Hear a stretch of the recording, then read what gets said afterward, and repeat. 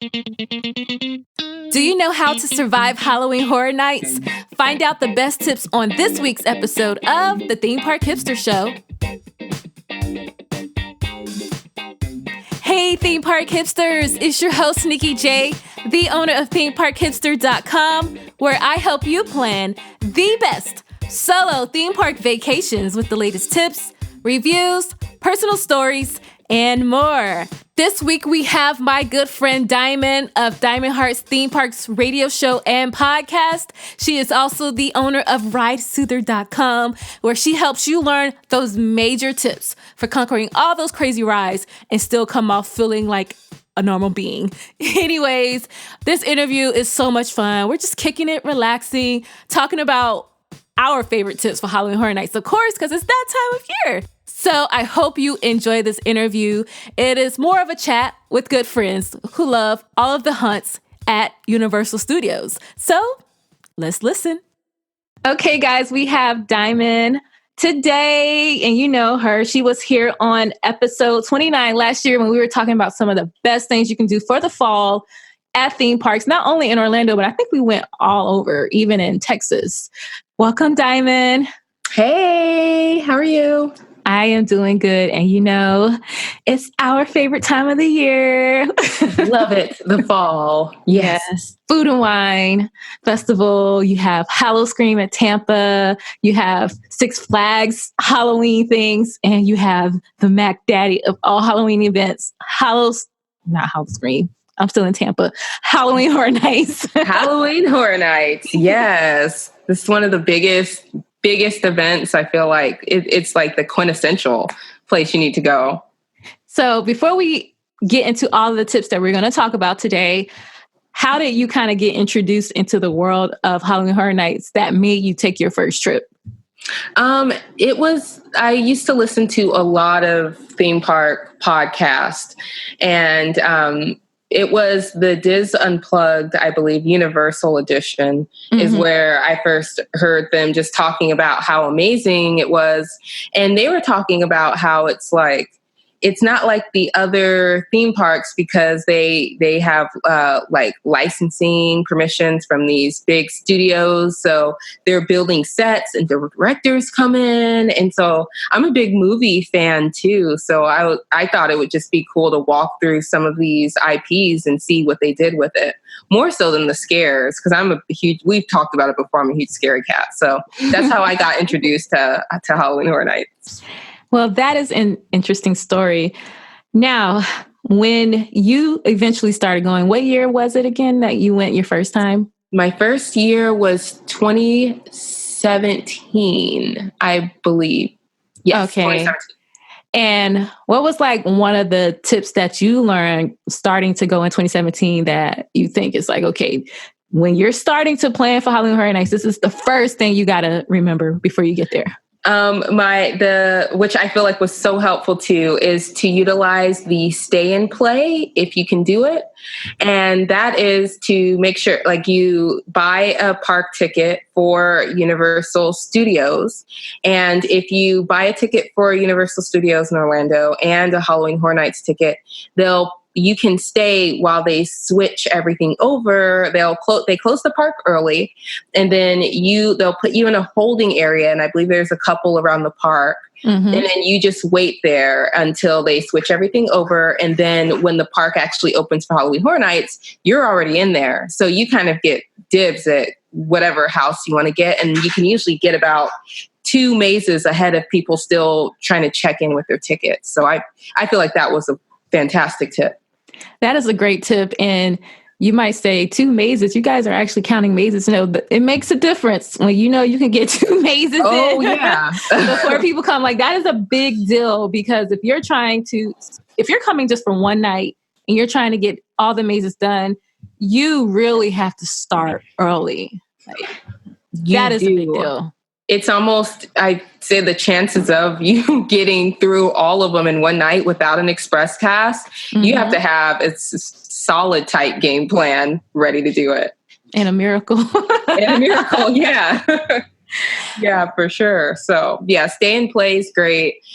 Just, if you're staying on site and you can take advantage of going to the park early and then going home and napping and then going back in before the park closes for stay and play, I highly recommend it because it's going to be a long day otherwise.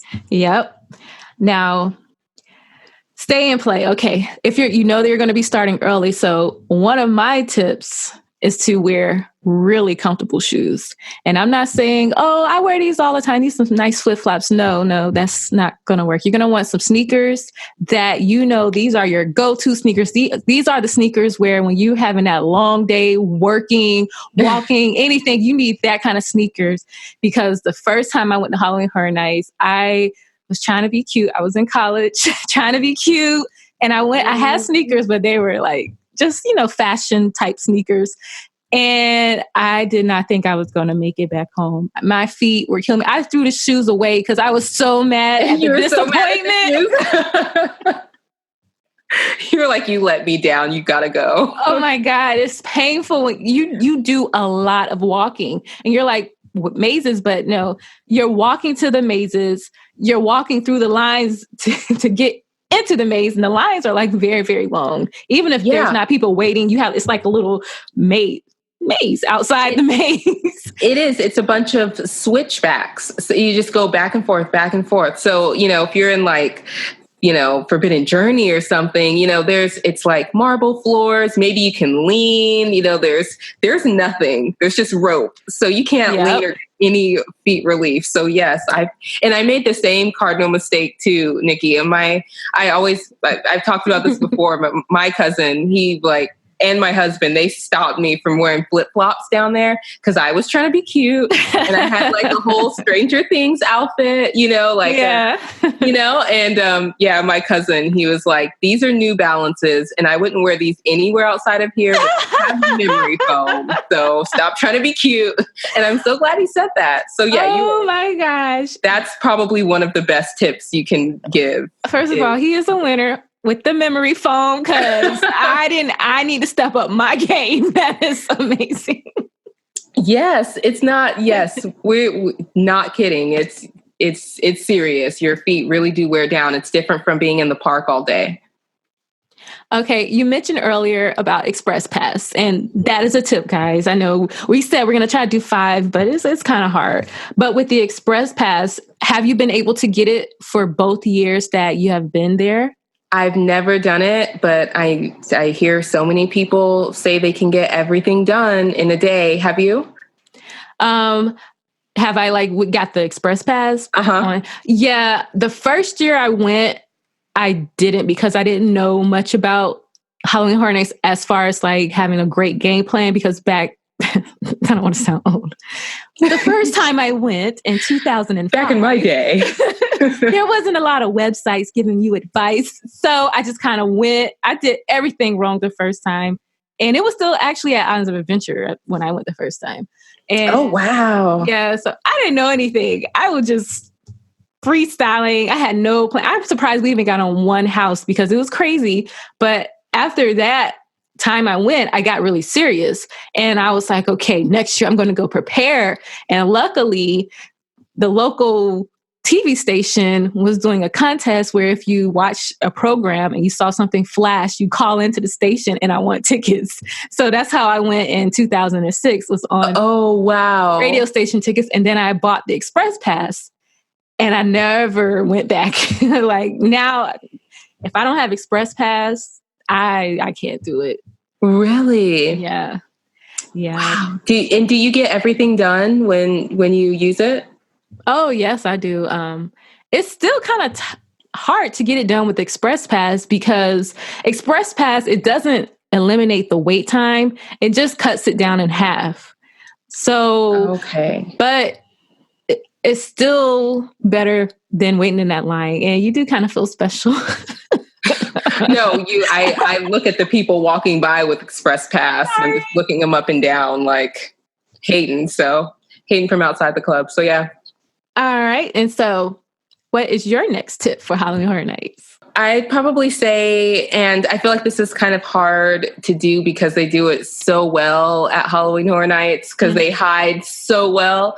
But this is if you're really, really afraid. Mm-hmm. If you see a scare actor, just make eye contact with them when you're in the maze, because they want to get a scare out of, they're looking for like the one, like, yeah, I'm going to get them. But if you're in there and your energy's like, I'm not scared, even if you're terrified, and you see them and you look at them, they're going to go for the person in front of you or behind you. So it's a good deflection tool. That is a great tip, and it does work. And I've tried it, and I always break down. They're like, you're not for real. We're going to scare you. Yeah. I try to like stare them down, and they're like, and then I get like weak, you know. Yeah, they're like, oh, is that a challenge? Yeah, you're not for real about this hardcore. I can't scare you life. That's so funny. Yeah. I mean, it works. It's golden for me at like other theme parks and stuff, like amusement parks. At HHN, it's hard for me to see them because they hide so well. But yeah, it's pretty tried and true for me. Another tip, while you are in the house, I know some people know about this, but some people don't. Look for little red buttons throughout the house. I mentioned this before, and I was fascinated. And I always forget to look when I go down there. But I'm sorry to cut you off. No, it's cool. I was kind of hesitant because I know they did it in the past, but I had been going so long that I wasn't sure. But I did see on someone's vlog from this year that they are still doing it. But a lot of times you're too scared. Are you going to really stop and walk through the house and look for little red buttons to press? I mean, I'm scared, but I want to see what happens if you push it. I'll just be excited that I found it. If you push them, they do have like little effects that can happen. So if anybody is out there and you have pressed it either this year or years before, let us know what kind of effect you got. They change it up every year, but they do try to keep them in a lot of the houses. I don't think all of them have them, but they usually try to do them in multiple houses. So look for some little red buttons to push if you're not too scared. Oh my gosh. If I find one, I'm going to like send you a voice text, like right on the spot, like, girl, I found it. What's your next tip for Halloween Horror Nights? My next one is just remember, if you're afraid, that the worst part, at least for me, is right before you go in. Like the dread feeling is probably the worst feeling. After that, you're feeling like adrenaline and like anticipation. But it's that first house and like all the energy and all the buildup from waiting in line all that time and hearing people scream when they go in and hearing people like talk about it when they leave. It's like, that's the worst part. And then once you get past the first one and then the second one, it's kind of like, your body's used to it. Yeah, I can totally agree. No matter, that's why I was like, we have to go together so that we can experience that together. Like, we do this every time. We got this. I'm the same way. I get so hyped up, throughout the year when they're announcing all the houses, and then when it's your time to be there and you're walking through the gates and all of the monsters are kind of waiting there, and then they let you out and you're like, oh my God, this is so much fun. And then you get to the maze and you're waiting in line, and then you get to the front of it and you're like, I don't really have to go through this house. Like, it's not that big of a deal. It's like, this isn't that important. Like, I've already seen the movie, so. So that part gets me every time. Oh my gosh. You would think that I know that I could get through it. This is nothing, but every time.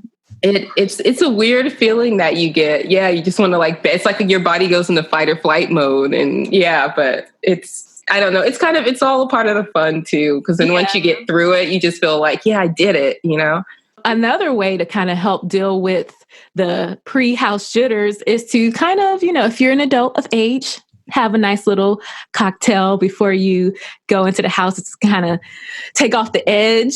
That's a good tip. Yes. Loosen you up a little bit. Yeah. And sometimes I'll pregame. I don't want to sound bad. I'm not a bad influence. Look at you turning it up before HHN. But, pregame and City Walk, or if you are driving in and you have a designated driver, you guys can park at one of the hotels and sit at the bar there, have a drink, get your parking ticket validated. That way you either paying a lower price or it's going to be a lower price than if you're going to park inside, going into Universal Gates. You're going to go to Halloween Horror Nights, have a great time because you got your libations on.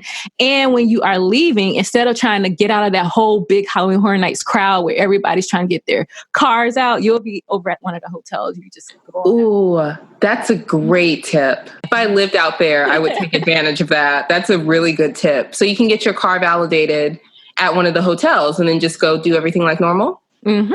Oh, yeah. Just going to the hotels on a regular night, get a drink, get it validated, go into the park, have your fun, get scared, come back out and get your car and leave.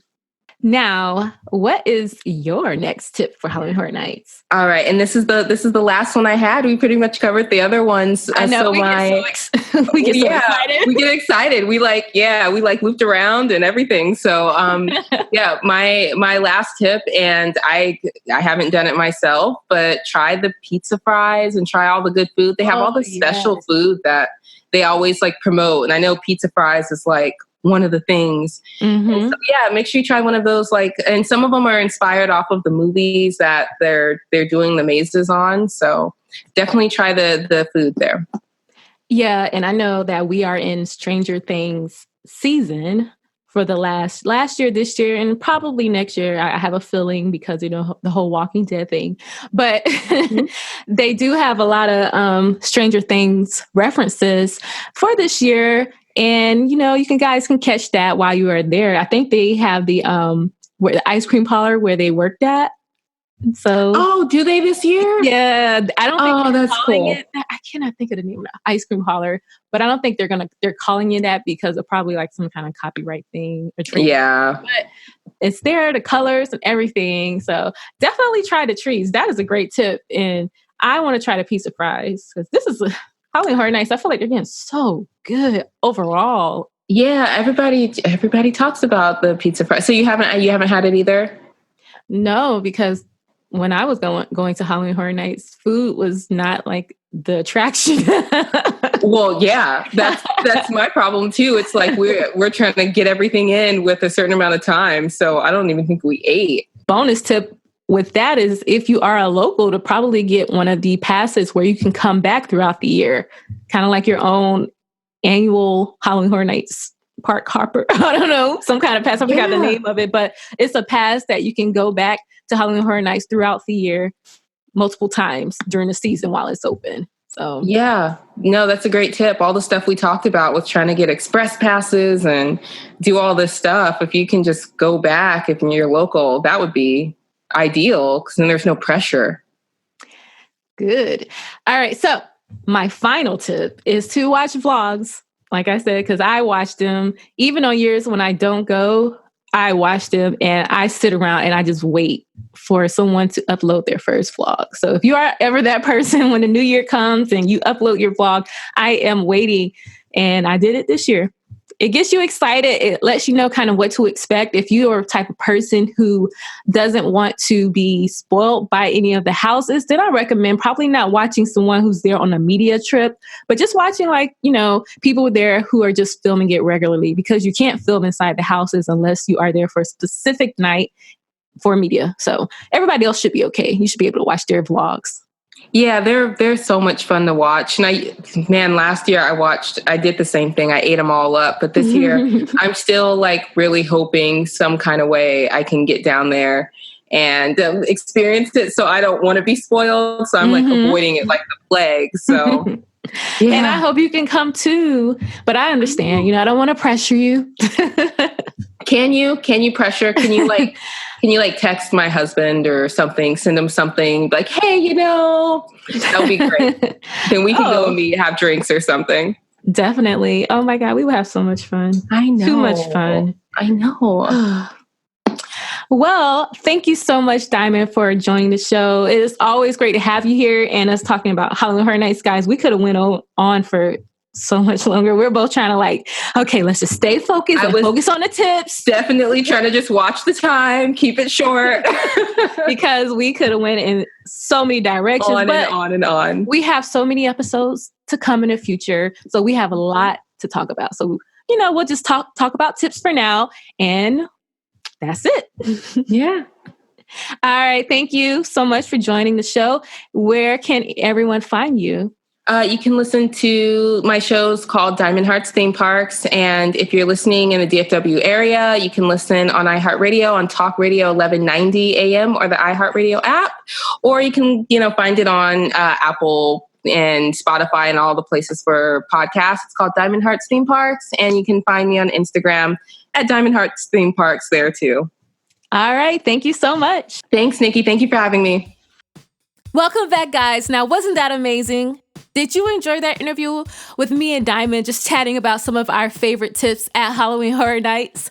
Remember, you can find Diamond over at ridesoother.com. And if you want all the tips on Halloween Horror Nights, just visit ThemeParkHipster.com and you'll find a little search bar either at the bottom or the top of your browser and just type in Halloween Horror Nights. You'll come up with so many articles, but that main article will be on there just for you. Once again, I want to thank you so much for taking the time to listen to the Theme Park Hipster Show. Please rate and review this podcast episode. That way others can find it and I can continue to bring you the best solo tips tailored just for you. And before we end this ghoulish episode, like always, I want you to know that you are my friend and you are my family, whether you know that or not. And until next time, happy park hopping hipsters.